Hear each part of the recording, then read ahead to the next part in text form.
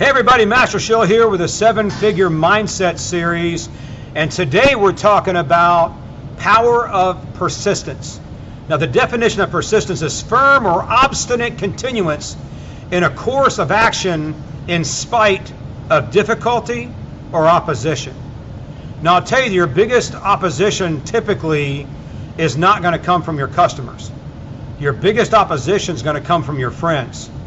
Their limiting belief, their fears, their anxieties, your own family. Oh, that's too big of a risk. You know, you shouldn't do it. And not understanding that, you know, if you happen to hit one, you knock it out of the park on the first try, kudos. That doesn't always happen that way. And most times, you're going to have to try something 6, 7, 8, 10 times before you finally get it right.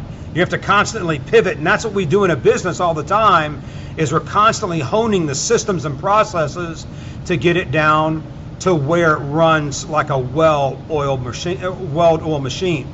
And that doesn't, take just, well, that idea didn't work, and you throw it up. You take what you have, you make minor adjustments, and you put it back on path. And I'll tell you that even in the world of science, some of the greatest advances in science came by failures on other experiments. They learned something else about whatever they were experimenting on. So one, I'll tell you that when you're building a business and you're going through that growth and the challenges and all things, embrace the suck. It is what it is. You're going to have to deal with it. But if you run away from it and you're not persistent about it, then you're going to get the same results you have always gotten every time you've tried and not succeeded before. Identify your why statement. Why are you doing this? What's your end goal? What is it? What's your freedom statement? So that you can identify that. And every single time you have a setback, you identify exactly why you keep doing this.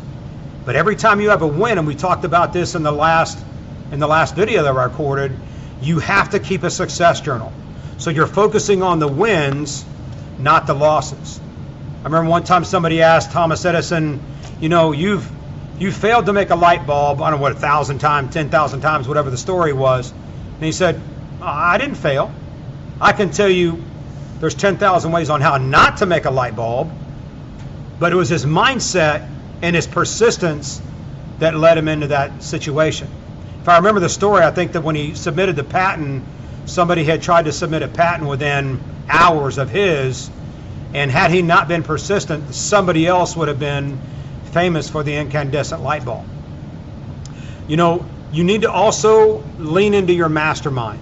You need to have a mastermind of people around you that you can vet ideas to, that you can go to, and find somebody more successful than you, please.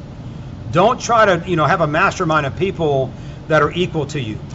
You don't want to be the smartest one in the room. Not yet. You want to find people that are smarter than you and not always in your industry. Find other people outside of your industry. I have masterminds inside of my industry and masterminds outside of my industry. I want to know what they're doing. I want to see how they're doing their systems and processes. Because I promise you, if I find a way to do something better, I want to bring it over and incorporate it into what we're doing inside of my academy. Don't listen to your fears. Write the fears down and cancel them and move forward. This is Master Shill. Hope you guys got a lot out of this one. We'll see you in the next one. Bye-bye.